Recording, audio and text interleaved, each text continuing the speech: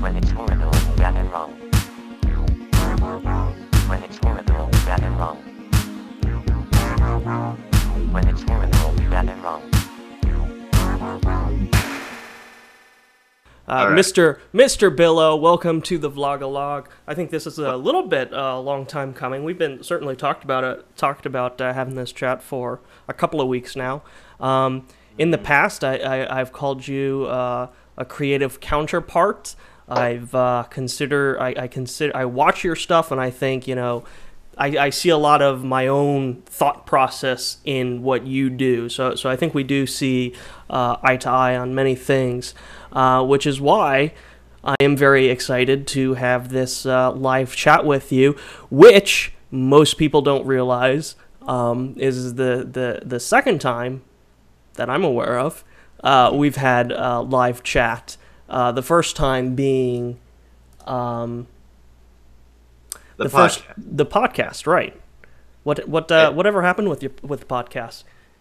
Well, there were some issues personally for both Mike and I in different sectors. Sectors, beautiful word. Anyway, so there were personal issues. I had to pick up a new job, and we didn't have time to do it. And then, now we've been talking about doing it again, but there's so many things we have to change, it's even podcast, audience members are getting more and more ADD, if you will. So, you have to find ways to spice it up a bit and try not to turn into a douchebag, Yeah. Have those sound effects going on. And this is one of the things. This is one of the reasons why I'm excited to talk to you and to have this opportunity with you, because I have no doubt that any subject, be it podcasting, YouTube, production. I mean, we have such similar interests. This is the first time I have not prepared anything for Delicious. A vlog-a-log, because I just know that we can talk at length about whatever comes up.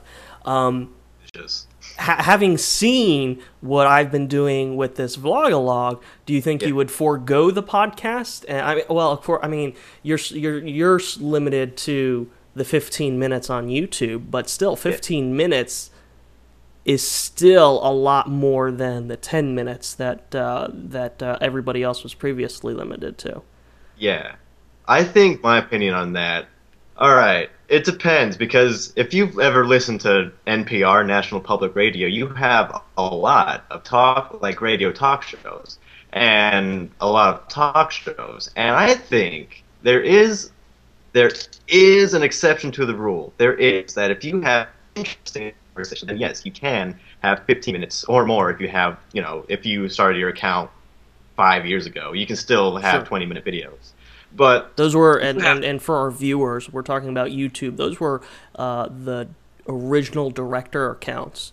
Had no limits to them, and as YouTube upgraded and changed over the years, that was one thing that they left intact. The very people who signed up originally with director accounts, still to this day, I believe, they don't need to be a partner to have zero time limits, basically. Oh yeah, dude. I know you hate this guy, and I know you're gonna love this. What's his name? Bunty, yeah, Bunty, whatever his fucking name is. Yeah, here's a fun thing. You hate this guy, so you'll love this. He had this was a year before he actually did this, but he had this whole fundraiser thing. He got people chipping in money so that his girlfriend from America could come to Australia. And then, okay, a year after this happens, she comes to Australia. His wife makes a video, and it says, and I quote, "There are things I need to talk about. Bunty abused me." Blunty, that's his name. Blunty. Yeah. Blunty abused me. And so she makes 4 videos in a row about how Blunty, and she got into this huge fight with Blunty. She broke his she was going to break his computer. Blunty came in, pushed her down, and stood over her he even said that he was probably going to hit her or something. And so she makes these 4 videos about how Blunty just basically beat up his wife. You just want to smile so bad. Well, anyway, he had a half an hour. It was half an fucking hour explaining calmly what happened, or his version of what happened. You know, probably lied, but half an hour, and the video was titled "Before You Hate Me, Listen to This." And yeah, you can have over 20 minutes, dude. You could have like half an hour, 45 minutes, and all you had, because YouTube was meant for independent film and shit like that. Right. And but wasn't he I mean, he's as long as I've known about Blunny 3000, he's been a partner. So wasn't he? I mean, I know the point you're making this was here. Before he was a partner, but I think he Really? just had a website. Yeah. Because I remember the drama as it was unfolding. I didn't know the backstory to it. Like, he had raised all that money from his YouTube peers to get her down there to beat the shit out of her. But I do recall, you know, all the other drama about it. I don't know. I thought as far as I recall, he's been a partner. And for the people who are listening, who don't know, I don't think many people are aware of my distaste for that guy. I mean, obviously, I think anybody could dislike him based on that story alone, whether it's true or false. You know, I think if you put yourself into that situation, you know, whether any of the facts are true or not, that's not an admirable situation to have created for yourself. But my personal distaste for him is actually very personal. I had an extended back and forth with him a couple of years ago, and it was actually probably a year and a half to 2 years ago, and he was just the biggest douchebag to me. For all I was like, I just wanted an opinion. I just wanted to share my stuff with him, and he acknowledged me and then shat on me. Like, I acknowledge people and tend to shit on them often, but it's in a supportive, encouraging way. And you know, I have my brain persona say the really nasty things, but I temper that with the positive Krumbine Jordan persona. So it smooths it all out. This guy was just a plain flat out asshole to me. So that's why I don't like him, and I haven't looked at his channel in a very, very long time. To your fans, this guy that I'm chatting with right now, he gave me no peace because I had Blunty as one of my friends, and he would come into my channel. He'd like have a nice little chat message. He'd be like, "Yeah, what's up, man? Make a video. It's Wednesday." And then like at the end, he'd be like, "By the way, Blunty's still looking at me when I come to your YouTube." Because you're subscribed to him and he's friended you. So it was like a double thing. So it's staring at me from those boxes whenever I go to your channel page. And you yourself said you don't really watch his stuff or don't care for him. So I'm like, well, why is he still staring at me? This offends me. I haven't watched his shit since that wife beating. So for a year, I haven't even watched his videos. Whenever they came on, I just like, oh, X.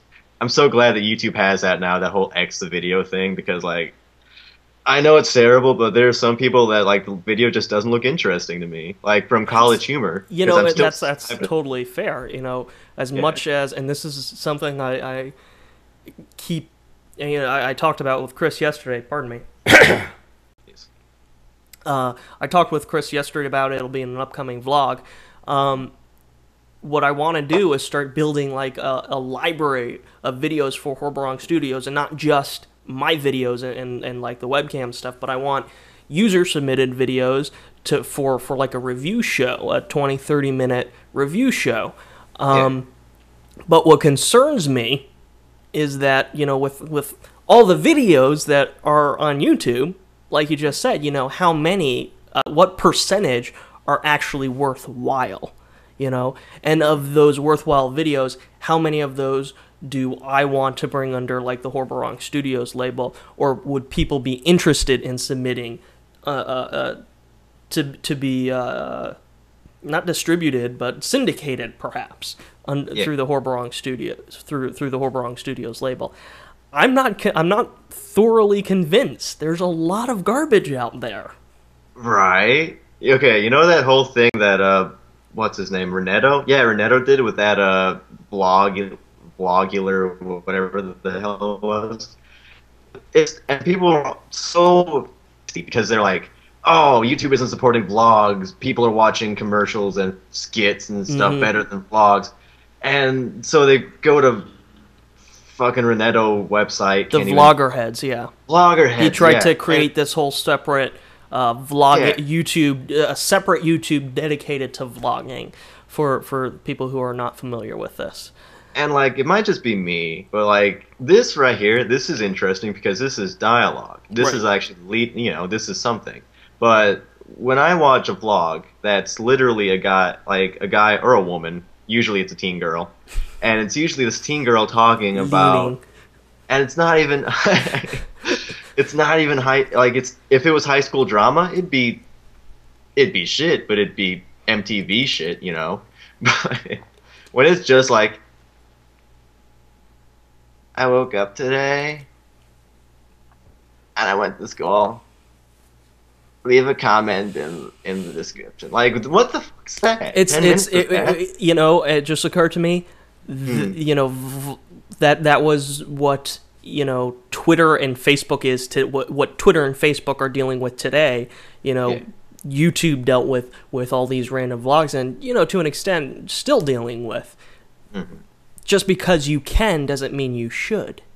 Right. Like, I could punch an elderly lady in the throat, but am I gonna do it? Depends. Right. I can never say never. Because you never know. There could be an old woman with heat. She could be packing a gun. I could save the day. I'm not gonna give up the chance to be a hero. Fucking punch that.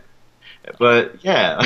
I'm half inclined to write a webcam script around you punching an old lady in the throat now, so, My character is so angry, he'd do it. He'd be like, hey, prostaglandins. Punch, yeah. Reference an old episode, but... Well, like, I think there is a little bit of Darwinism on YouTube. There is a bit, because... not in a good way. Yeah, because it's all about who has a greater demographic on YouTube. It is definitely a commercial Darwinism. I agree with all of the points that people make that YouTube is kind of disregarding the community, and I agree with all of the other points that people are making that, less people are making, but I know you share this opinion. YouTube is, they need money, and there are people on YouTube who want to make money, so let's be whores and make the money doing what we love to do. So, yeah. What? Like it sounds terrible, but it's the real world. What is interesting and what is not interesting. What can hold someone's attention?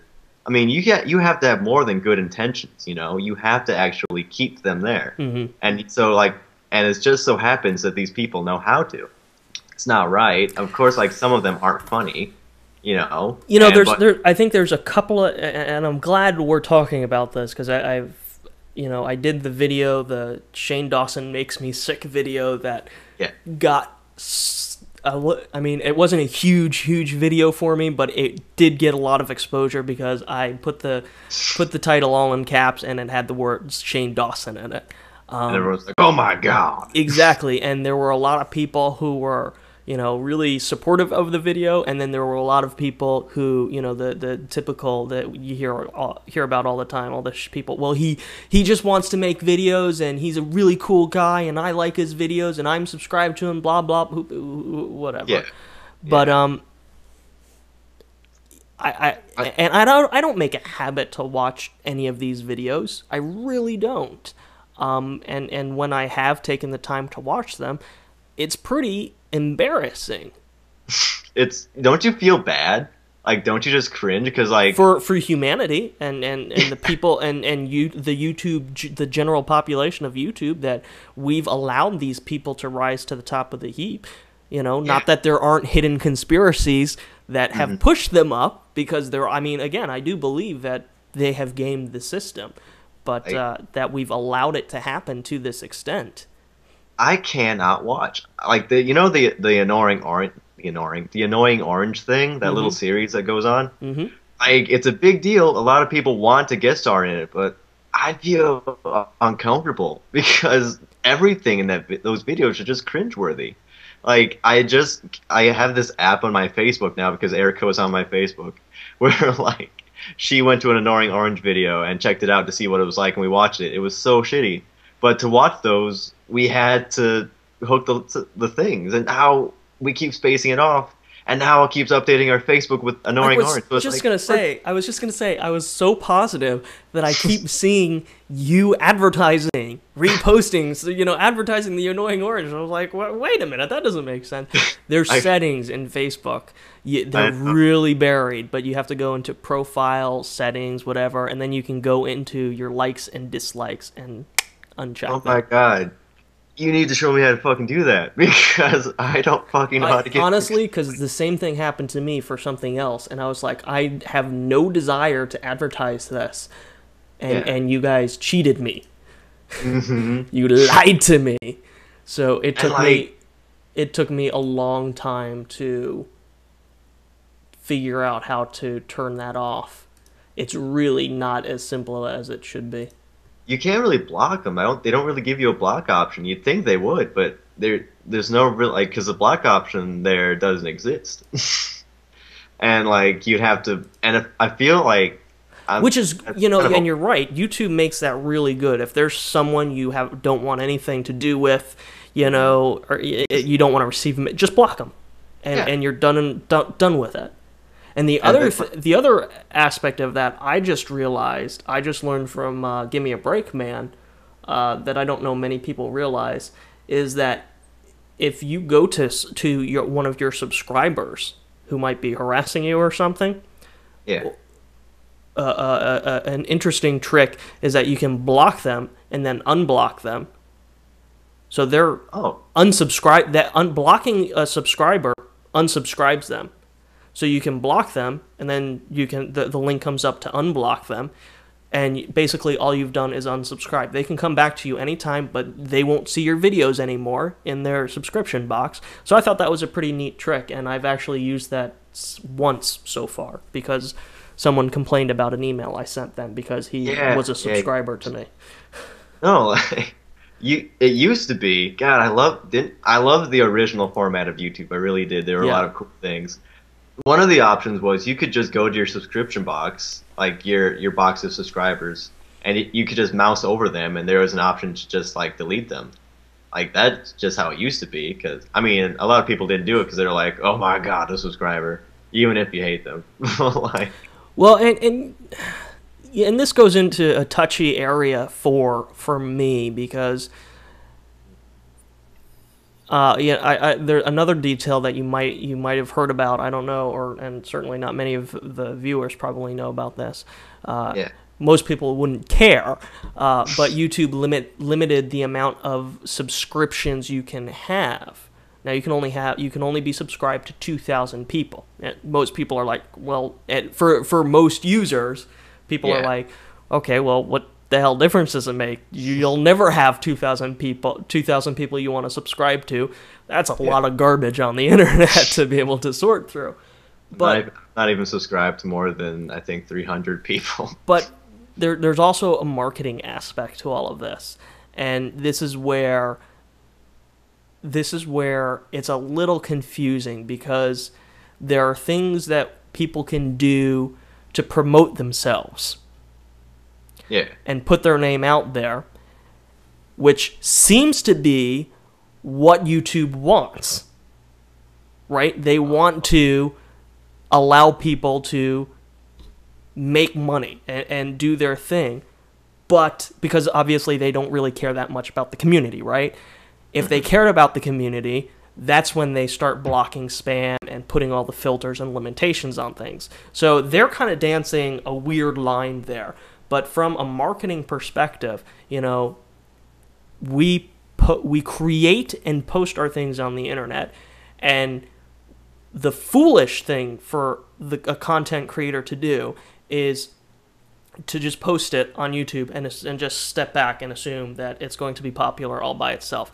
Yeah. I mean, that's what everybody does, but when you stop and think about it for 2 seconds, there is not one product, be it a television show, a movie, something on a store shelf, there's not a single product that goes out into the world without any ounce of advertising or marketing. So to think that we can post something on YouTube without any of that, any marketing or advertising at all, and it still become popular is very arrogant and very foolish. So that's just the golden thing, isn't it? Because I actually posted something about that like earlier on this month about how, like, isn't it strange how, like, you'll get spammed and then you'll be like, oh, nobody's gonna watch this. Then you'll go to their video, they're gonna have like over 5,000 views, and you're like, oh, but fuck, I thought if I were to do that, I get spammed, and that's in the terms of use. yes, And like, it should be that if they do that, then they get suspended, and I never wanted to do that because I don't want to risk it. and that's the thing, you know, people game the system. They've used their tools to game the system, got to where they are. I'm talking about Shane Dawson. I'm talking about Sexy Phil. I'm talking about, you know, Yeah. all the big ones. And then YouTube put in all these rules and regulations saying that you can't do all that stuff after these people are already at the top of the mountain. Yeah, and So, you know what? Like, yeah. Sexy Phil even admitted to cheating. Like, Sexy Phil, like, he purposely he made a video about how to do it, how to cheat. Mm-hmm. He even, like, and they were all stuff he actually did. It wasn't a joke.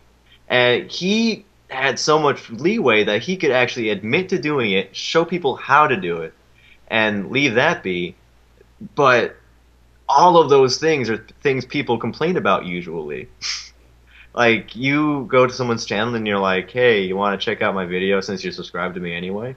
And they'll complain about it usually. But why? You know, I think it's a toss-up. I think it's a toss-up because some of the marketing that I've been doing, like I just said, I unsubscribed someone because they complained about an email I sent them.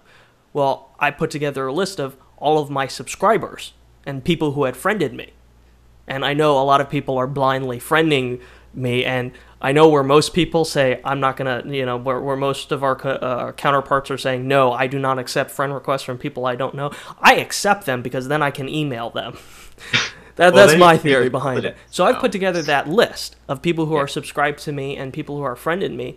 And, I mean, you can look at any of my recent videos, aside from Tube Talking, and you see that the view count does not match my subscriber count. So all I'm trying to do is make those numbers equal. People are subscribed to me. Hey, here's my latest video. Thanks for being a subscriber. Please check out my latest video. And then, you know, of all of those, of that, and I did that with Tube Talking, and of all the messages that I sent out, like I said, there was one who really had an issue with it, and he was like, don't spam me. And I told him, the only reason I sent you the message in the first place was because you're subscribed to me. And then I told him, and I pulled up my Gmail and typed in his username, found out exactly when he subscribed. I told him that. I told him not to worry, though. I've went ahead and unsubscribed you from me, so you will not receive anything else from me ever again. So There you go. It you know, as much as anybody else has to walk the line, I think as a content creator, you owe it to yourself. You have to do some kind of marketing. Yeah. You have to be comfortable with the fact that you're marketing and not really spamming. And you have to kind of dance that fine line. It's remember when we all used to live in that like golden, almost fantasy age of YouTube, where like everything was just pointing towards it's a community. Once you hit something, like once you hit a big demographic, you'll hit the biggest demographic. Like, so I think so many people still live in that because YouTube is still kind of promoting that. Right. You'll just be found, and that's what this website's for. That front page feature mentality that literally does not exist anymore. Yeah, like they've gone out of their way to make sure it doesn't exist. By eliminating the front page feature. It's fantastic. But yeah, so many people just think that, okay, this is how YouTube is supposed to work, so I'll just bide my time. And no, Yeah. it will never happen. Yeah, And it literally will not ever happen anymore. yeah, and I think just people have, because I know I've been doing this recently. Like I'll be sharing Critical Times episodes with my friends with that, share the email. I'll be Right. like, but I'll directly address that, like, because you've read it. Like I've just been like, I know this is mass produced, but some of the greatest products are mass produced. Come on, You know, and I think you as the producer there, you kind of actually I think it's better for you to just step away from that. You don't need to acknowledge that. I think if anything, it's useful to acknowledge that you are sending it to your friends and subscribers. So Yeah. again, like I did, thank you for being a subscriber. This is my latest video, because people are, what I was getting at earlier is subscribing to that 2,000 subscription limit. For most people, it's irrelevant, but if you're trying to market yourself, probably the fastest and easiest way to put your name in front of someone is to subscribe to them. Yeah, And as much as we hate it, this sub for sub crap, I mean, it doesn't really lead to any new views, but I think if maybe the statistic is 1 in 100, that's still one new viewer out of 100 new subscriptions. So that's why people do the sub for sub. In a realistic sense. I don't condone it. I don't think it's a smart marketing tactic anymore. But I think that's why it's there. the only people that really do that anymore are usually like teenage girls, like I said. True, But I remember true. like back when, yeah, a lot of people did do that. I guess I'd turn them down, not as much as I'd like to brag about. Because no one brags about a sub for sub. I usually stretch the truth and be like, yeah, these all found me. Word of mouth. But like, yeah, there were some I accepted. And like, usually they'd last for a while, but then usually they'd unsub after a while, and it'd be sad, but you look like you're about to break up too. Like, oh, it's okay. It's definitely a tough game to play when you want to play it to win. It's not just, hey, here are my videos, whatever, goodbye. Yeah. When you want to make a dent, it's definitely very tough. One quick thing that I was going to say is that even with all of the bullshit, Shane Dawson, all the horrible people at the top of that heap, there is one person that I do watch and have a crazy amount of respect for, and that's the Mystery Guitar Man. Oh, I was gonna say I like him. I like some of the Amazing Atheist videos, and I really like Blame Society films because they have that Chad Vader series. Mm-hmm. Like I like people who try to have an actual series on YouTube. Like I like webcams. I like Chad Vader. I like English teachers. That thing that Victor Give Me a Break Man was Yeah, making. yeah. I saw the first 2 episodes of that. That was good. I like when people try to have an actual produced skit or like something like a series, not just a sketch show. Because it's easy to have a sketch show. It's easy because you just manually make it. But if you can make a series work, I really respect that. And that's why I like to have that's why I try to make series and not so much vlogs anymore, because I can watch a series. I can watch like a 5-minute series. Where did that come from for you? Like the series thing. Yeah. I think it was because I took a step back and I watched my vlogs as if I was someone else. And if I was someone from, let's say, Canada, and I've never met me before, ever, I've never known me, I've never met me, why would I watch me talk for over 3 minutes about my day? Why do I care? You're from America that I've never met. But it's easy to watch a series because you don't have to. You just know the character. You can get to know the characters, and you're like, oh, well, there you go. Like with webcams, I wouldn't count. By the way, just so we clarify, I don't consider webcams a sketch show. That actually is a series because we have linear timelines. Like in 10, we referenced all the previous episodes. Which is accidental. Because again, I talked about this last night and commentaries about our episode 24. We have a cardinal rule about webcams that we break far too frequently, and that is the cardinal rule is that the scripts are supposed to be written generically so that anybody can come in and perform any of the parts, and we just break that too often. Well, it's fun. Not It's always fun. not always to great success. I remember 10, and that was really good because it wrapped it up. Are you gonna do that again? Like reference the previous episodes again? Like maybe 30 to not to ballpark it or anything. But You know, I don't. The Harry Geek sent me a script. I haven't quite read it yet, but it is another one that breaks that cardinal rule in a major way. And like I've said in previous episodes of the Vlogalog, I really want to rededicate, and I'm in the process of kind of like rededicating webcams.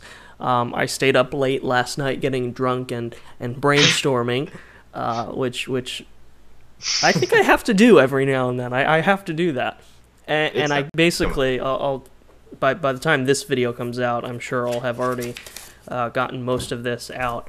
But you know, webcams has always been a collaborative internet show, but I want to make it even more collaborative. So the first thing I want to do is I'm going to create a little video. Like I said, it'll probably be up by the time this video goes up. That is going to basically call for story ideas. I'm going to establish the premise that webcams is a collaborative show, but I want to make it more collaborative than ever. So I'm just going to ask people to leave an idea. Any crazy, funny, serious, whatever. Just leave an idea for an episode in the comments or a video response, and then our writers, myself, Ben, whomever, will take those ideas and craft a script around it. The person who submitted the idea will get full story credit in the episode, and then we'll just continue to create this even grander collaborative show, because ultimately the way I see it is that webcams, it's not just another internet show. It's your internet show. It's your. Did you guys come up with that last night? I did all by myself, and the other aspect of that is because exactly what we've been talking about here with the commercialization of YouTube, webcams. We want to put the U back in YouTube because that's what it's all about. So to answer your question about more continuity-based episodes, I want to stay as far away from that as possible. I believe very strongly that there are other places for that. Tube talking being that place. Speaking of, can I be a guest on that sometime? Absolutely. Oh, we have to work on the footage you submit. Wonderful. Delicious. Why do I have to do more? Yes, you have to give me a lot more, especially for tube talking. But we'll get there. We'll get there. I actually am about, I don't know, maybe a third or halfway through the next the next script for the next episode, and there was something about it that I wanted to mention. Delicious. Okay. But I cannot remember what it is, so we'll skip it. Also delicious. Okay. What would you, like, speaking of YouTube series and sketch shows, what would you say works better on YouTube? Would you say like series do or like vlogs do? What do you think is getting to be the top on YouTube? In my opinion, well, I mean, there's the personal preference, which is obviously towards series. You know, that's, you know, and what I was gonna say was that, you know, the whole reason this is that's what I do is because I love television so much. So, yeah. I'm not gonna sit down and write, you know, half-hour or hour-long television shows, but I want to take that concept and apply it to the internet, which is what I've always been doing. So, I mean, that's my personal preference, and that's where my interest in the shows come from. It can't be denied, though, that YouTube has its roots, despite being that content delivery system that we've talked about. It really does have its roots as as a social network, despite it never being labeled as such. And Yeah. vlogs are part of that, because as much as the majority of vlogs are people having really pointless conversations to their webcams, it was the best of it. The best of the vlogs, which I think was what Renetto was trying to bring back on Vlogger Heads, was conversations. You know, not Skype like this, but you post a video with your opinion, someone posts a video response responding to what you said. So there was a conversation that took place there. I was partaking in those like online debates with, you know, the whole like atheist and Christian thing. Mm-hmm. Like, you remember those videos where I was like a militant atheist for like a month, and that got me that got me from 400 to 500 subscribers way back when.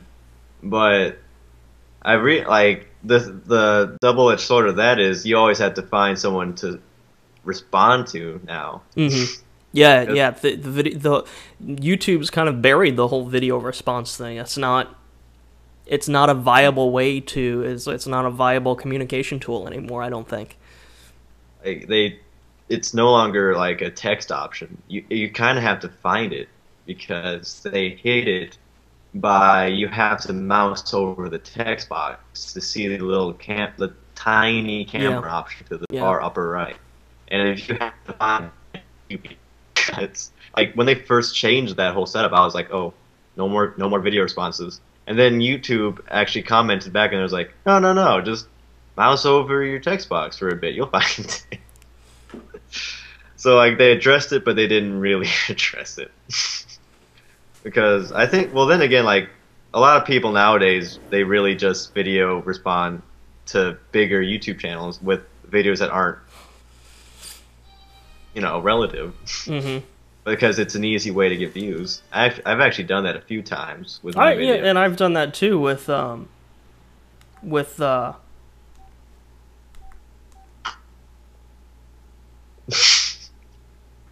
Oh, okay. I'm sorry. That many times. I've done it with early episodes of Krumbine's Brain, but it was also, you know, very specific to the subject matter. Yeah. To ride someone's coattails to fame, and it never worked because that boat had sailed by then.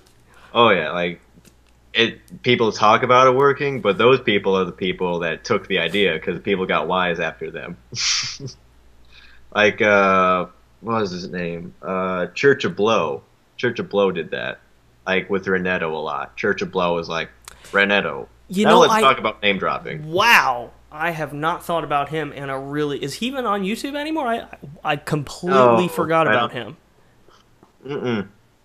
The only time he's on YouTube is when he is in someone else's, because he's a part of this French acting troupe. He can be the classiest douchebag ever, but he was a really, really good actor. That's like the one thing I took away from his videos. I loved the actual Church of Blow series, because they were legitimately funny. And then he revealed who he was, Ben something. And then he did that fucking YouTube Is My Life music video. Yes. Back when YouTube did front page features. And that's how I saw it, because it was a front page feature. Exactly. Which is how a lot of people got their start. That's how Chanay Review, not Channel Review. Chanay Review got to start that way, kind of. He had this Happy Slip Slipper cartoon. And that was featured because it was a collaborative cartoon, which back then was like, oh my god. Because animators were like the beat. By the way, this might be a secret, but the Hairy Geek might or might not be animating a project that I won't reveal because it's secretive, maybe. Is that a secret, or can I talk about it? If we're talking about little zombies, it's not a secret at all. We had talked about it. We have talked about it. Basically, he's putting together a concept 3D episode of Little Zombies. I'm immensely grateful and excited about it, but I don't think I'm not convinced at all that visually that's where Little Zombie should go. I mean, and just to put that into perspective, everybody's seen what Little Zombies currently looks like. For the next batch of episodes, I'm changing the style completely, and I've created these cutout puppets that I'm shooting in front of a green screen. So I'm literally doing, "Hello, I'm a little zombie. Hello, I'm a little zombie too." I mean, in front of a green screen. So we've gone from... So it's like Puppet Pals, but with zombies. Exactly. So it's gone from, like, mediocre tech to what... Which is what it looks like now, to really low tech. And then here Tim wants to come along and do this super, super high-tech version of a very low-tech concept. This Star Wars-esque. And I'm obviously really excited about seeing it. I'm excited about him animating, but it's just not. I don't think that's the right fit for the project. But and because of that, we're not writing a new episode. He's doing an old episode that we've already done.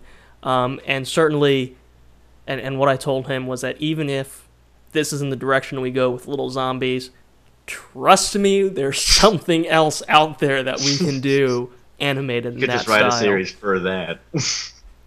Well, what are you going to do if it works out? Are you going to reboot the series, or are you just going to continue from the last episode? Oh, just continue from the last episode. There's no rebooting for...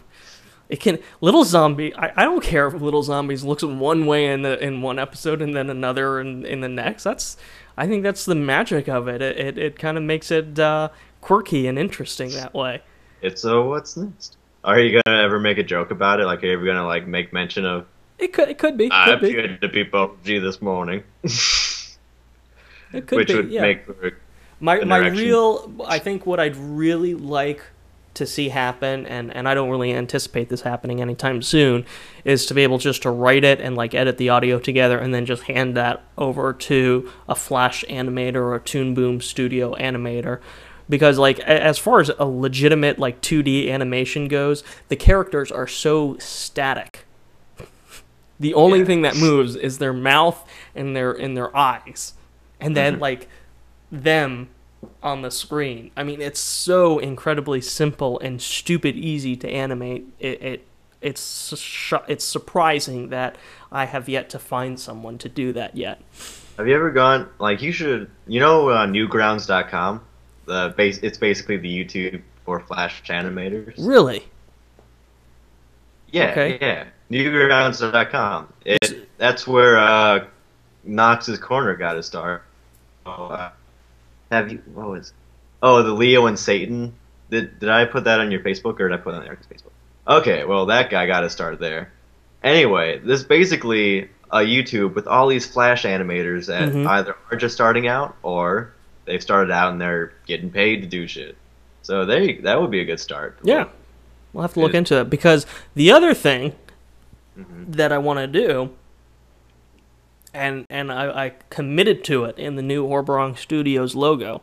It's been such an omnipresent aspect of everything that I've done,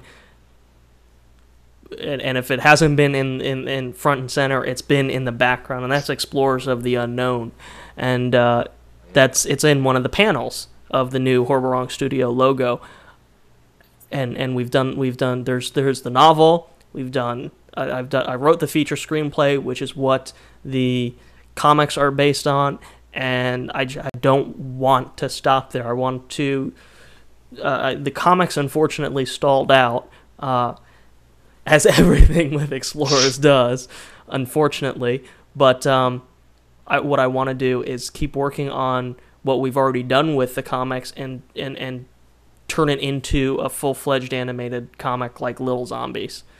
So I've started working on that, but I do that myself, and it's a lot of work for me to do. So I mean, I see, if I can get Little Zombies to the place where it's done the way I envision it I've fully envisioned it, and I have the group of people in place for that, then obviously Explorers of the Unknown is the next logical step after that. Well, yeah, and that would look cool. Like if Little Zombies did become 3D, which would be awesome if you actually used real 3D and shit actually flew out at you. That'd be.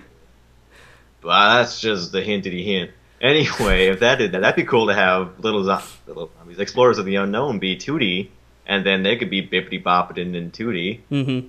Well, and that's the other thing. I can see Explorers of the Unknown as a 3D project. So, like I said, if the Hairy Geek is capable of that, because Explorers of the Unknown, I mean, if Little Zombies is flipbook animation simple, then Explorers of the Unknown is about 10,000 times more complex.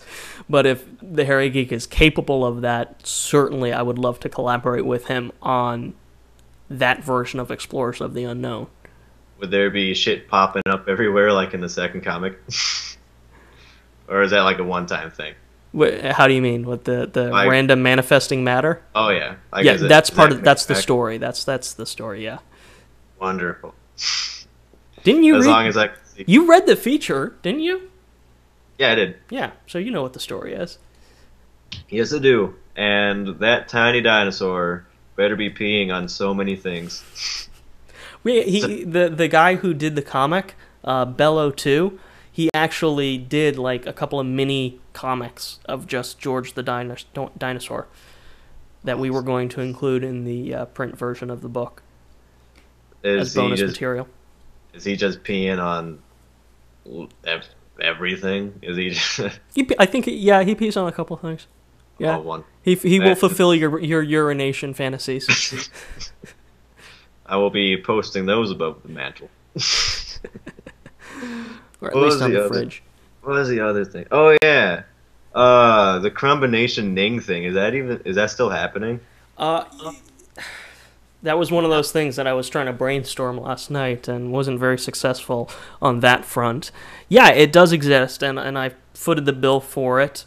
I don't know. I mean, and again, just our conversation here validates the premise behind it in the first place. You know, it's impossible to get noticed on YouTube anymore. You don't have that front page feature. Yeah. And like I was saying, I'm looking for quality content to syndicate under the Horrorbrong Studios label, and that's difficult to do through YouTube. So the premise behind Crumbination was always come join a group of people who are like-minded, dedicated to creativity, and it's not really starting new, but it's starting fresh with a better selection, I guess. Conceptually, go ahead. I have a brainstorm. Go hit me. Okay, with that series, I have okay. I didn't really. I was gonna write a graph and everything. Okay, so every month, if you can afford it, every month pick out the best series or video or whatever, best sketch, whatever it may be, and then at the gift line. I don't know why I call it that, but design a T-shirt with like whatever the fuck. Make it a prize T-shirt, and it'll be just a badge of honor. Like the person who's made the best shirt, the best video, the best show, the best series, or the best script, because there's scripts on there too. They get a T-shirt if that's possible. Or do you have to buy the T-shirt yourself? Actually, I'm glad you brought that up, because that reminded me of a thought that I did have last night when I was away from any writing implements. This like 30-minute review show where we syndicate all this content, creator submitted content, would be like first. I mean, because what I would like to see, be it through Crumbination, I prefer it on Horrorbrong.com, but I'd like to see Crumbination feed it, be the source for it. You have that 20-30 minute review show with 5 or 6 different videos in it, right? Yeah. And then at the end of the video, people vote on which one they liked best. The best video gets the front page feature on horrorwrong.com. Hey, well, there you go. Now you just have to make horrorwrong.com a big time site, so that actually sells. Exactly, and that's the problem. So I mean, that's always every step I take with Horror Wrong Studios and the different ideas I have. That is always the problem. I know what people want. I know what people need. Just because YouTube is broke doesn't mean we can't fix it. And if you know, we saw this with what Victor Give Me a Break Man was doing. You can take. I mean, a big YouTube partner, if he dedicates himself to the community, will take your video, post it on his channel, not feature it, but post it on his channel, and you are going to get a couple of thousand subscribers because of it. That's how people can still break big on YouTube. I've got all the answers. I know how to do it. I don't have the audience for it. So yeah, well, you know, there is that that element of it where people will just be like, huh, I'm curious to see if my video got that spot. And I think for, you know, I can see that if I have to start out with nothing, you know, that's the way it will grow, because people are going to be, you know, interested just to see if their content is going to make it. And if they bring 2 more eyeballs to the show next time, then 2 more eyeballs the time after that. You know, that's the way it would have to grow. It'd be great to start with 100,000 viewers a day. Yeah. But and that's another way to ensure you have a spot in the show, because you could just take the second place, like have 3 spots. Then the next episode, take the second place and put them in the 3. And then one of them can be the second place of the last video, and 2 of them can be just good videos you just found that week. And that way, you'd always ensure that the guy that lost last time comes back. Mm-hmm. Or you could even do that like the second and the third. Those are some good ideas. Yeah, to think about getting people to, you know, rip off the reality show to keep people watching. Yeah. I mean, if it works for them, though, they get to be on MTV. True. And isn't that something we've always wanted, to be on MTV? Since the day you were born. Because that's been my ever-longing dream. And then those bastards, Jersey Shore, got it. You're on your own on that one. I can't. I'm sorry. Yeah, sorry. So you haven't wanted to just take off clothes and be fake tanned and also come from the shore of Jersey. It might just be me. I'm just gonna come to that realization. So back when moving on, when Krumbination was actually when people were actually paying attention to the Ning site. So I mean, like I said, I've paid for it. It's still there. But because of that downtime and the consolidation of the Ning and the horrorwrong.com, the little interest people had in it was lost. So it's still there, but nobody really knows or cares about it. But back when people did care, you cared a lot, and you actually really were dedicating yourself to that website. Talk to me about that. Why? What did you see there, and why was that? Why did that become such a big thing for you? I think, like, honestly, for me, it was just because I really liked what was going on. Like, I really liked that we all, like, I don't like to say that I like community because, YouTube really isn't. But for that, it was cool because we were all banding together. Like, it was all like one big family. We were all banding together. We would see it on Krumbination, and then we'd be like, okay, this is a fellow Krumbinite. Mm-hmm. And we'd just be like, I'm going to support this guy. And that's what we did with Rob. We did that with Eric. Well, I don't know. Did we do that with Eric? Anyway, I think so. No, Ben, we did. That was part of Eric's breakout into Krumbination. I mean, he was always around. He always had very high level of quality, but he was always just on the outskirts of the Krumbination circle. And yeah, and then Ben started writing and stuff, and you know, everyone started writing poems, writing short stories. Like, it was just a place for creativity. You know, it was just a place where you could just put something out there, and then even if it's just a small band of friends, it's still like a small band of friends. And I think that actually meant more to us because we were like, this is just a fellow, you know, I share this culture with this guy, and he's just put something out. I'm gonna look at it. And it was all us, you know. I think that's why I liked it so much, just because I really liked the family feeling that we had going on there, and it could come back sooner or later. Well, and interestingly, that's what I've seen happen on Facebook.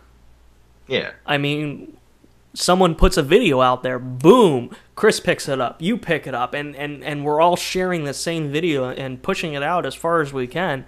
And there's that same similar sense of that community that we have around us. Do you think that it's replaced what we were doing on Krumbination? Do you think there's still a place for the Krumbination network? Well, obviously so, because that Krumbination, we all thought like, oh, it's gone, it's going to be a hassle. So, you know, but then it's not so much that we replace it, it's just that we took it somewhere else. You know, it's that we all still really like each other's stuff, and we really want each other to succeed. Like Chris and Matt, they just wrote that song for you, that partner song. Absolutely, and we had a big bada boom partner. And then with Eric, he was in that Energy Canadian. And he just got on Facebook and he was like, "Hey, can you guys help me out?" And we were just like, "Okie doke." And now he has like what, over 700 subscribers. I'm not sure. And what then is with Matt's videos, like with Chris's and Matt's what was it? Yeah, Chris's and Matt's music video, that got over like 1,000 views, didn't it? Yes. Yeah. Which is really surprising and impressive and humbling is what it is. I'm very, very proud of both of them for that. Yeah, and like we're all, I think we've all just like joined together, and through this whole Krumbination thing, as a family, we've all kept on going. And now we recognize each other's faces. Like, I know Rob, and now I know Buck, tongue twister name. Buck Redbug actually just added me on Facebook the other day, and I was like, I know you. Yeah, he's an interesting one because, I mean, he's been a subscriber and a commenter on my channel forever, from under the rock. Yeah. Never really, I think I had returned the favor, but I had never really watched his videos up until recently. It turned out that he was a constant commenter, video. I mean, he had a lot of back and forth with Bet on This Horse, and Ben was constantly using Bet on This Horse's music, and then I eventually got clued into that. I did my Krumbine's Brain episode on him, and then everything else fell into place. So it is interesting how all of that connects. Oh, and you know, I think the biggest fan of this entire thing isn't even me. It's Melissa Gott. Yes. Megachia. That's Megachia is how she pronounces it. Yeah. Yeah, like I think she's the biggest fan of this whole dealio. Like, no, I'm pretty sure Matt's the biggest fan. Oh, I mean, yeah, you do not know how big a fan Matt is. He's the biggest. But I mean, those are the kind of people that I need those kind of people. We all need those kind of people, because without those people, our own enthusiasm, goes only so far. So when they come along, they just lift you up, and like that's the encouragement, that's the inspiration you need to keep going. So I mean, I cannot express how much I love Melissa and Matt and all the others who are so adamant about their support. And that when I read that note that Melissa wrote, that the greats, and then she went on and on about how everyone should do it and how great these people are, and then I was like, I read my name, and that feels good. Yeah. Out of all of YouTube, and you just read your name out of this entire millions of bunch, and for once it wasn't the table scraps of Slosh and Shane Dawson and Charles Trippy. It wasn't this table scraps. Like, you're being addressed by name, and like you were on the list too, so you share the sentiments. Absolutely, absolutely. You know, and I think what's probably one of the most interesting things about all of this, and to preface this, I always leave whenever I get a new subscriber, whether it's a sub or whatever. I don't care. I leave them a comment. I have a comment that I've written that basically says, "Thank you so much for subscribing. Please check out webcams and Tube Talking, Little Zombies," and I just switch those around basically and just encourage them to watch something. And an interesting thing that I've noticed. I don't know how often it happens, but you know, a lot of those subscribers are the gotcha subs. You know, Yeah. when you subscribe, yeah, like if you were to subscribe to my channel right now, there's that little drop-down box that says, "Would you like to subscribe to all these other people who are in my recommended channel box?" So you either click yes without knowing who anybody are, who any of those people are, or you don't. I've been very fortunate to collect a lot of those gotcha subs, and what people do, what I noticed in this case was I got the subscriber notice, so I went to their channel, left the comment. At some point they had unsubscribed, so like which is what happens. They hey, YouTube got me. They that, which is what it is. I gotcha. I don't want to subscribe to this person. Unsubscribe. Well, he saw my comment. Yeah. Actually watched what it was. Because people, I mean, this is what I think can set us apart, and this is what we need to set us apart from the Shay Carls, the Sexy Phils, and everyone else. And it's that real sense of community. You know, they all these people always say, you know, leave a comment, blah blah blah, and you know, you're going to get to a point, no matter how big you are, when you've got thousands of comments, you're not reading all of them, and you don't care about them. You know, you've reached that pinnacle. But where we're at, it's more than just a comment or a subscription or whatever, or a message. It's that interaction. And that person who accidentally subscribed to me, unsubscribed, read my comment, resubscribed to me. Yeah, because so it has a purpose to now. So you don't, you know, never don't disregard that thank you comment, for thank you for subscribing comment, because you never know with the way YouTube has manipulated their system. You never know if that one tiny bit of contact might actually make a viewer out of someone who was just going to unsubscribe to you anyways at some point. And you know, take that to the next level with Crumbination and everything. A random person like Melissa shows up on YouTube, and or even Cultural Enigma, which is, I think, is kind of interesting. She's, you know, I don't know if you saw one of the first video that kind of got me involved with everything. She was like, Shay Carl, Shay Carl, Shay Carl. I mean, these are people who are really who the only exposure to YouTubers they have are those big untouchable people. Yeah. Okay, well, when you filter down, and all of a sudden you talk to people like us, and we start talking back to you, all of a sudden, these people who know absolutely nothing about YouTube, they're going to see, wait a minute, there is a lot more here than whatever bullshit Shane Dawson is posting. There is a lot more to see and to do here. So I kind of feel that we have a little bit of a responsibility to that now. Yeah, because I think the cool thing about the Crumbination family, and I'll call it that because that's what it is, it's so awesome, but the Crumbination family, it always takes in more people. That's the cool part. Like, we're being introduced to people, like I had Rob, like Rendered Useless for the Pro. I didn't really get to watch it, but then I saw it, and I watched the Real Man of Genius thing. That was really good. And like and whenever the opportunity comes, yeah, I'll talk to Rob, because I haven't been able to yet, but I'd really like to after that video, because that's really cool. And Aaron Spencer Little, that was from the whole Melee Zen thing. the whole Melee's end, where like before Aaron Spencer Little got to replace you, he was going to replace you as okay. I think you told me that, but I probably forgot about it because I care so much about what happened with all of that. Yeah, Aaron Spencer Little was supposed to replace you, and he was so excited because he was like, I finally get to be a part of something big. And then Dave, being Dave, was like, I quit. This isn't cool anymore. I got bored.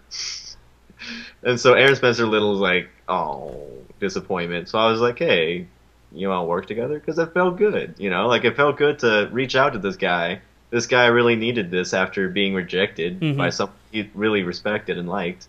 So I was just like, come on, we'll do something. Yeah. And that's how we did that absinthe thing, which I look on as, now that I have this editing software that I have, which is completely legal, and I procured from the store. Anyway, now that I have this, I look back on the old quality of my videos, and that's awesome because it was shit. But I like the video still, even though it was shit, because I worked with Aaron Spencer Little, and it really started out that really good friendship. Because now, we go back and forth sometimes. Like, it's just a good communication. That is great. We need to get him in an episode of Webcams. I'd love that. He didn't. I think he said he was going to buy a Red Dandies T-shirt. I'm going to buy one. I need to make an order on Cafe Press, and a couple of things I need to buy. There was I personally, like, after I got done designing that Film Magazine Weekly, I want to go to a convention with that shirt on, because that shirt's like one of my favorites. And then just see what people say. That could be interesting. Then they'll be like, hey, you're referencing something I have no idea what the fuck you're talking about. That could be interesting. By the way, personal note. Yes. The YouTube convention, the YouTube gathering as they call it, it's rumored to be in Las Vegas. Will you come to it? When is it supposed to be? It's sometime in the spring, like far off. I think it's either supposed to be in April or March, one of those two. I have no idea. I can't. If you show up, that would be pretty cool. You could wear a Webcams T-shirt. I'd wear a Critical Times T-shirt, and then we'd high five, and it'd be the coolest thing. And people would see our high five, and they'd just be like, "Oh my god, that's the coolest high five!" And that'd be the best day of my life. I don't know about you. I might have low expectations. I'm unemployed right now, and as much as I would like to do things like that, there's no way I can commit to anything right now. So I mean, I'll certainly shoot for it. There's a lot of big plans for next year that, if they're successful, then something like that would be no problem, and I would make it my business to be there. But Plan B. On your cafepress.com, if you can't come, could you design a Jordan Krumbine teddy bear so that I could take it with the convention with me? And then when I realize he's not you, I will cry into the teddy bear. I will. Yes, sure. I will make a scene. We'll do a Krumbine's brain logo of me crying into it. It will go viral, and both of us will get so many subscribers for me sobbing into a teddy bear. Yes, it'll definitely. And people will look at you and they'll say you're the biggest meaner. Pretty much. So actually, I'm not sure how this is going to benefit me too much. Although I'm impressed with I'm glad you would have taken the time to put together this plan to include me in it. All of last night was me working at a candlelight, just scribbling down this plan and sobbing like a little bit. which was after you got drunk. Very similar to what I did. I got drunk off of Irish whiskey, and I realized that this is what my life was. I tried to turn this so dark. Oh, but we've all had those. You more than most, for some reason. I'm a dark poet. I just write in the dark. And I look out the window. You're not actually, your content isn't dark, you just have the lights off. Yeah. It counts. It's the same thing. Well, listen, yeah. You, I don't know if we ever talked directly about the editing. I know I have told you stop using Windows Movie Maker as soon as possible, and you've finally done that. Do you agree with me finally? I get, based on your comments earlier, looking back at your other stuff, I would say you agree with me now. Oh my god, dude. Oh my god. When I first got into Adobe Premiere and I found out how much I could do, oh my god. It was the best natural high I've ever had in my life. That is awesome. And it's a little embarrassing, isn't it, that you went so long with Windows Movie Maker. You were committed. You were committed to Windows Movie Maker. My main logic was I defended it too. I even made a video how to use it because I was like, that's okay. I make what little I have look good. But then I look at Critical Times and I look back on Dear Vlogity and I watch it and I'm like, this is why this didn't take off. Look at this shit. Like at the time of it, I was like, oh, this stuff is so good though. Why isn't it taking off? And I look at it now and I'm like, probably because it's cow feces. This is terrible. Like, it might just be me being too self-critical, but like the microphone audio was terrible. It was obviously a webcam it was obviously being filmed with a webcam, which I thought was something cool until I realized it's being shot with a webcam. and it was good. Like, I pat myself on the back because it wasn't that bad of writing, but it doesn't matter because it's a lie that if the writing's good, because that's only a rare, and I don't know. You're rambling all of a sudden right now. I'm not sure what you're getting at. I know. I lost it. I'm just here. Long story short, yes, Adobe Premiere is so much better. Oh my god. And you're still learning how to use it. I think my story would be that the Beanie Boy show was edited in Adobe Premiere. And I mean, I've been using the more professional multi-track video editing software for as long as I remember. I abhor the thought of having to use Windows Movie Maker or iMovie. It's painful if I were to open up iMovie today to try to cut a movie together. It's impossible for me to do that. I just could not handle it. Yeah. But when I actually had to go back, and this has been 2.5 years, 3 years since I originally produced the Beanie Boy show. But when I went back and re-edited some of it because it just wasn't right. So even though I was using the right software, it still wasn't up to snuff, editing-wise. So you're still learning. Mm-hmm. So give it another year, and then look back on Critical Times. And then I'll say the exact same thing I said about Dear Vlog. Have you read the Halloween special script yet? I haven't. I'm sorry. No, not yet. That's you just sent it to me a couple hours ago. And I was already off. I already dropped the ball on the Skype chat, so I'm really, really out of it today. It mentions all the characters, so it ought to be good. I have a lot of editing things planned. But like with this book, I won't spoil it too much. But there's a book involved. It won't go up this week. It's going up next week because I dropped the ball in writing the script again. So I'm just gonna do a Critical Time short. I think I have that issue where I can write as long as I don't have to write. Mm-hmm. Like if I just have enough time, I can just write whatever. Like if I have enough episodes planned, so it doesn't matter, I can write.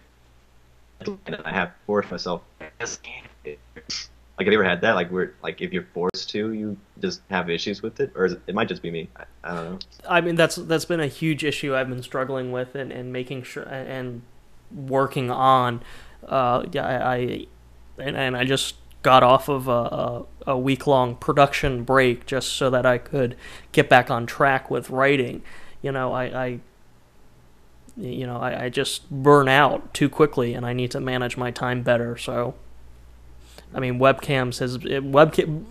my issue right now that hopefully will be resolved by switching the writing process for webcams, make the more collaborative there, is that webcams in Krumbine's brain are very, very similar in writing styles and most of the content. So to be pounding out 2 to 3 episodes of Crumbine's Brain a week and then write another couple episodes of webcams to get ahead on that, that's, you think you're having a hard time, get in my head for a week, and that's just crazy. How has it been writing the Tube Talking with Eric Morrison then? It's been pretty bad.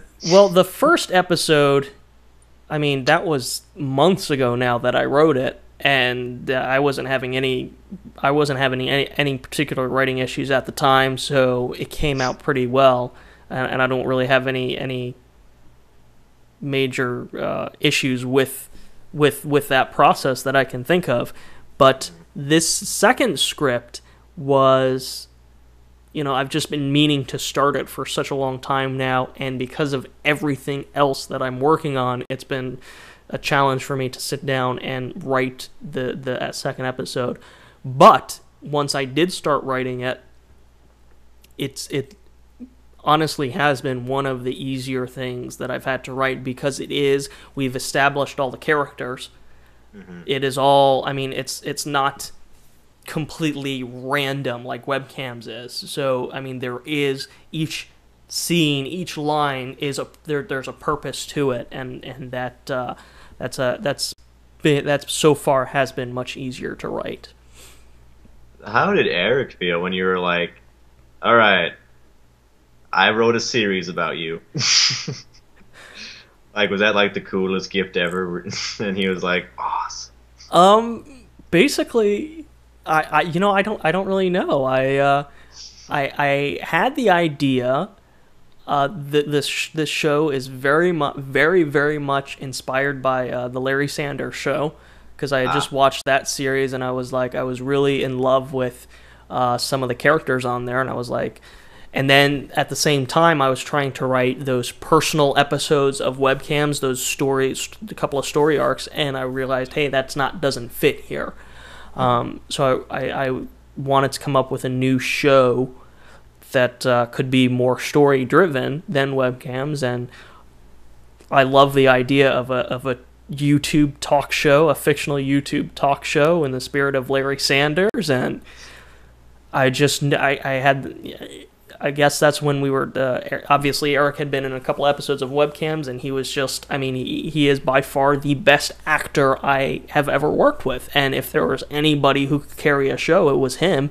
And yeah. I just left a comment on his channel when I'm trying to come up with a name for the show, for what would a YouTube talk show be called. And he helped come up with the name of the show, and I didn't tell him what I was doing. I was like, if you had a YouTube talk show, what would you call it? And he gave me like this laundry list of different names, and I was like, that one looks good. And I wrote the script, I sent it to him, and everybody liked it. So used it as a plot device for the whole Chris character. Absolutely. I knew from the get-go that Chris was going to be the co-host, and I knew from the get-go his name was not going to be in the title and never will be in the title. And it's kind of a good parody of Jay Leno and guy who laughs a lot. It's wonderful. That's the only thing I remember him as. But black guy who laughs a lot. Kevin something. But he's not on the show anymore. He was didn't he retire? If he did, Jay Leno lost his show, because that chemistry was. What are you talking about? Leno did lose his show. Then he got it back, and when he came back, Kevin Eubanks didn't come back. That's it. I've made it a point not even to watch his new show, because I'm not gonna lie, I'm Team Coco. Yeah, interesting. The interesting thing about all of that is I followed the whole story. The whole story was really interesting to me. I'm like, Sam, oh my God, you wouldn't believe what just happened. And I watched the last few episodes of Conan. Which I loved. Before that, I didn't watch anything. Yeah. I don't watch late night talk shows. It's not something that particularly interests me. And even now, having gone through that kind of introductory period to all of it, which is what it was a great introduction to it all. I've made an effort to watch Craig Ferguson, and I've loved what I've seen when I watched it, but I don't want to stop. But what's interesting is that's like my that hour is my super productive work hour, and I have no interest in stopping what I'm doing to watch his show, which isn't really, it's not that his show isn't good. I just don't have any interest in watching it. And as much as I'm interested to see what Conan does in November, I'm probably not going to watch that either. Do you have Do you have a TVR or a TiVo or anything like that? I have Apple TV and torrents. Same diff. No. I think they're going to put it live on the internet. Like, I think when that show takes off on TBS, like, they'll have episodes online. So if you don't want to give it up, you can just watch it on the interwebs. I probably will. Well, actually, another example is I love the Colbert Report. Oh, speaking of, I have that book. I was going to show this to you, but look what I have that I don't think you have. Keep going up. Which one is it? It is. I guess it's his only one. I have read it. Most of it. I've flipped through it and read, but I love him. I love what he does. He's a fucking genius. I don't watch his show. I loved that shit that he did before Congress. Yes, that was awesome. I thought that as he was doing it, it was getting more and more uncomfortable because no one was laughing. Yes. And I was personally laughing at the jokes, but I think it's like the fact that no one else was laughing was making it kind of uncomfortable. But then they actually took it and put all the microphones on, and then I heard the laughing. It turns out they were laughing. It's just they had only his microphone, so you could only hear him. But for the entire thing, I thought that they were just really getting pissed off at him. But it's still, it was still awkward for him to be doing, a comedy to be telling jokes during a congressional testimony. And there was satire. Like, if you didn't get it, it sounded like he personally believed this. Oh, absolutely. Well, that's 100% what he does. Yeah. Like, if you've never seen the show, you're just thinking, oh my God, this is a terrible, terrible man. But yeah, I love him. I love what he does. Whenever I do watch the show, I love it. But I don't really watch the show.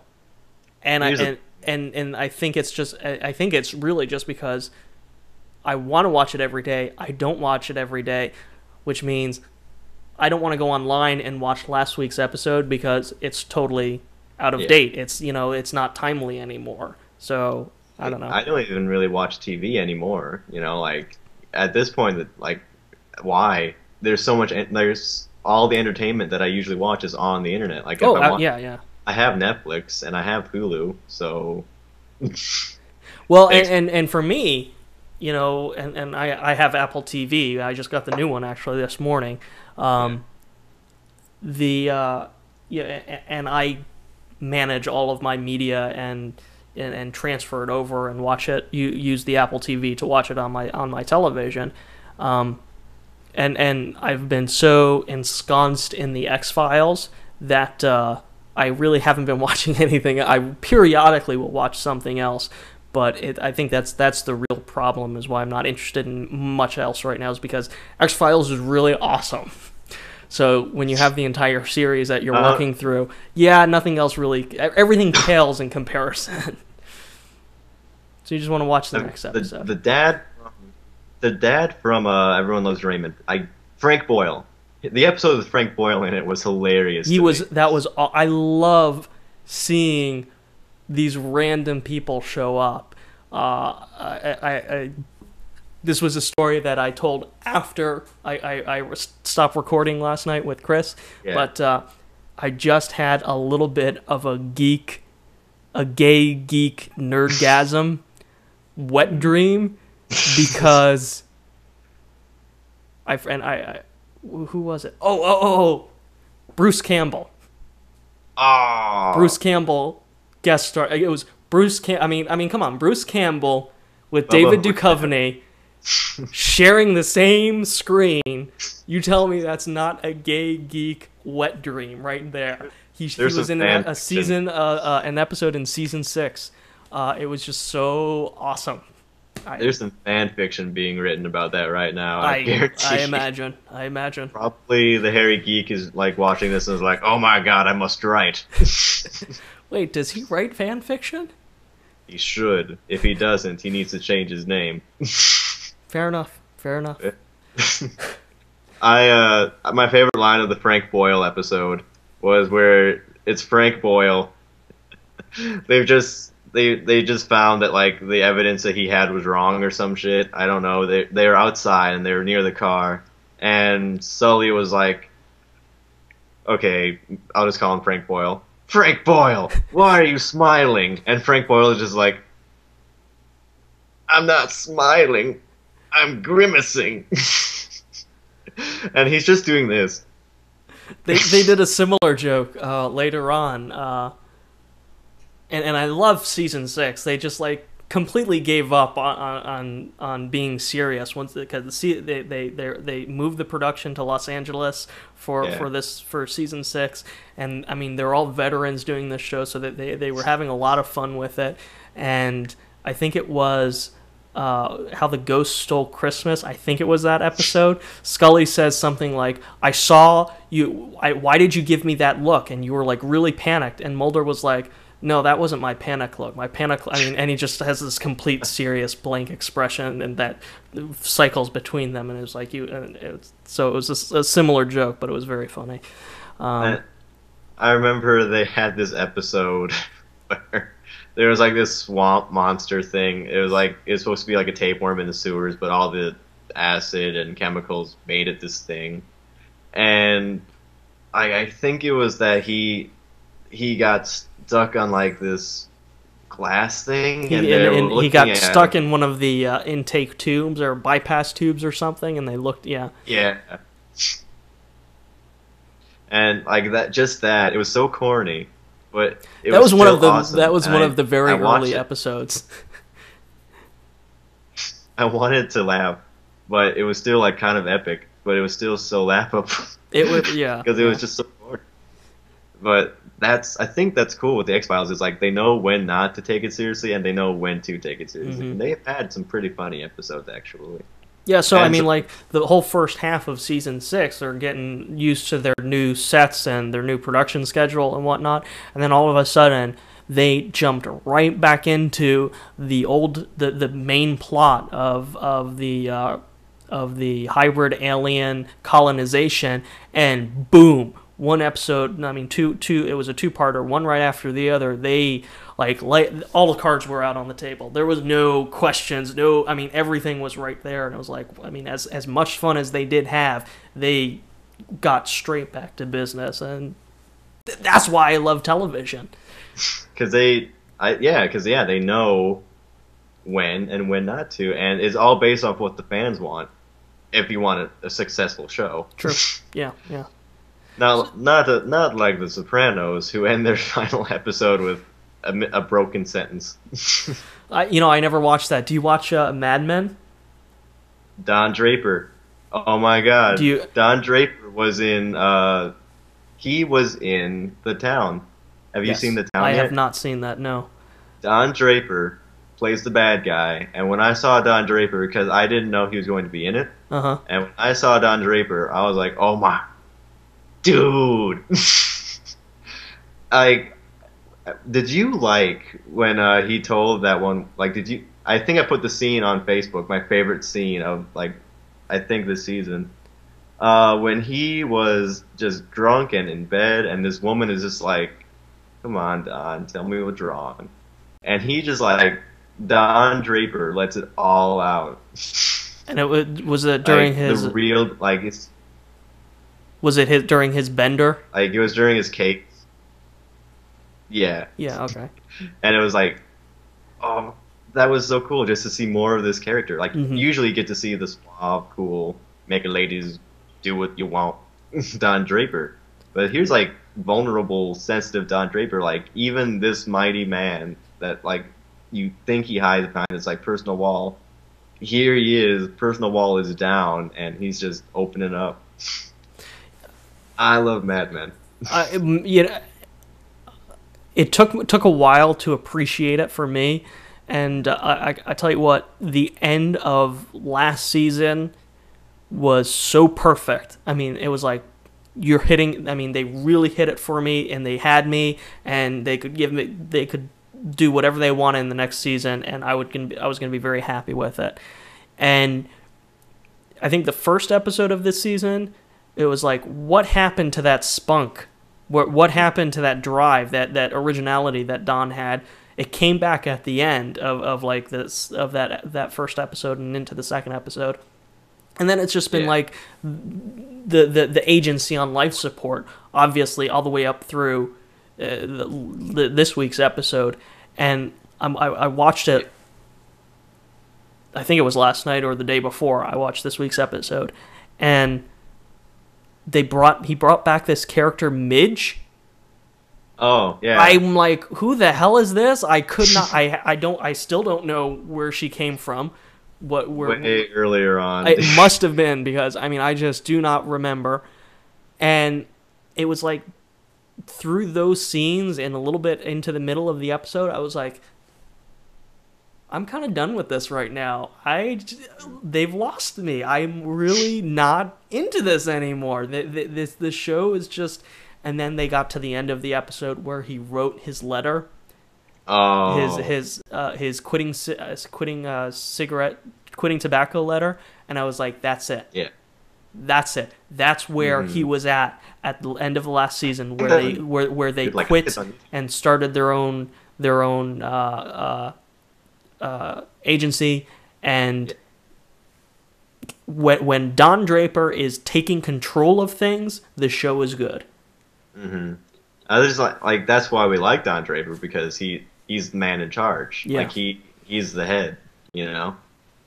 And that famous quitting tobacco speech, I believe, is on YouTube, and I believe I'll put it on your Facebook later. Alrighty.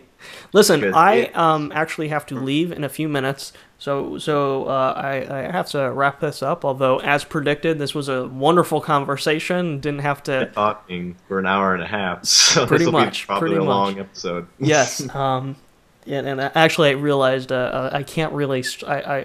The model has been to have a conversation with Chris at the front and then the guest at the back, and I can't do that anymore because conversations like this. I don't have to one up Chris. Awesome. But I really want to cover two more things before we say goodbye here. The first one was that you are a very big fan of the film school reject scripts that I wrote, and you recently left me a comment saying you want to make a movie about it. Have you put any more thought behind this? Do you have a better pitch for me? Yes, I do. Okay, all right. Hit me. So it can take. I'm thinking like I could come down during the summer, and do you still have your Misery Loves Company? Yep. And your sex kittens shit? Do you have those cameras still and those lights and booms? Oh, absolutely, yeah. Well, that takes down a large portion of the cost that I was thinking about. So we don't have to buy those because you have it. Mm-hmm. We can just use that, and it won't be that hard to film. Like, I could play Josh.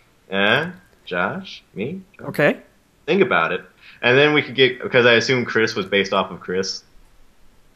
Yes, Was actually, based yes. off of Chris, right? Yes. Josh is based off of someone too, but I don't think we can get him to do the part. Good. Anyway, so Chris could come down because it's kind of a big deal. I mean, we're making a movie. Sure. Chris could play Chris, and whoever you could play Jordan, and we could get a girl to play Maggie. Yeah. And probably we could get someone else to play. What's his fucking name? Kindman. God, it's really what? Kindman. Kindman. Yeah, Larry. we can get a Kindman. And yeah, we could just film that. We could film the flashbacks in black and white. We could go and we could just, instead of like having credits at the end of each episode, just flow. Kind of. We could rearrange. We could rearrange stuff so it flows better. Like there was one part that I was thinking about where Josh talks about how he's leaving for Arizona, and then Jordan goes out to his car, and there's like this moment where he realizes the group is falling apart. Then there's that song, we could actually put a montage there, because after that they just go to a movie like as if nothing's happened, and it's Right. like, oh, we could actually make that a powerful moment by having like a montage of Maggie and Josh leaving, Josh driving away in his car, Maggie doing something in her apartment with her boyfriend, because that character never really gets introduced. Like there could be, we could add Keith, was it Keith? Or whatever his name was. I don't remember. I honestly don't remember now. Exactly, because yeah, we could introduce that character, because that could make some powerful moments too, where Maggie contemplates giving up, and it could all be, we could make, because so many people go through that where they want to follow a dream but it's not working, and they do eventually have to come to the realization that they might have to give up for a bit, and we could drive that in so hard, and I think and there are some film festivals down there, aren't there? Yeah, oh yeah, Phil, yeah. Yeah, we could get it done this summer, and then eventually we can start putting them into conventions, and we could see what could come of it. And Cool. It would be cool, on the other hand, because it would be the first Horror movie. It would indeed. And just to, again, I got to wrap this up.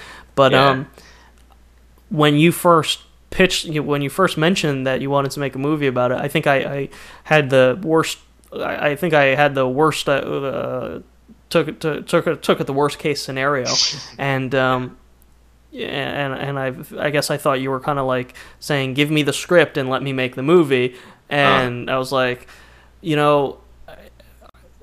if that I would want you to really tell me you're gonna make this good, and the reason why I made no commitment or said anything overly positive or encouraging to you on Facebook when you presented that was because I plan to be back in Orlando soon. Yeah. And you've heard about the plans we have for Horror Bronx Studios, and all I'm thinking is, why would I give up this project that's so near and dear to my heart, where I'm going to be able to make it myself in like 6 months? No. I totally meant that we would direct it. Oh yeah, so I mean, do it so what you're saying now, with this, I am like in 100% agreement with you, and I think yes, I mean, I can say pretty much definitely, let's go ahead and plan to produce this movie or series, however it ends up going this summer. We can do it. Yeah.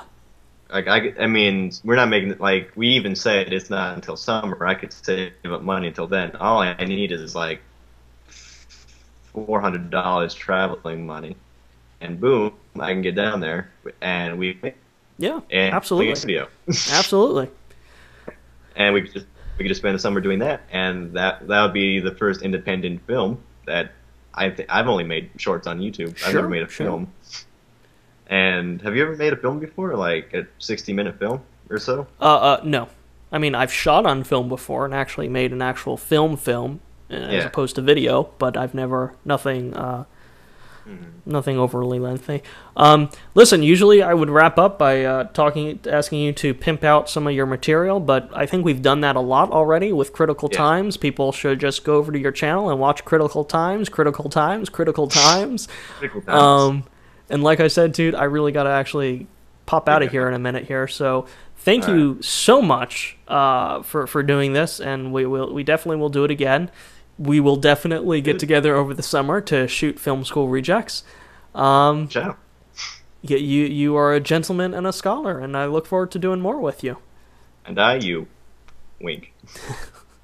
Thank you, Billo. When it's horrible, bad and wrong.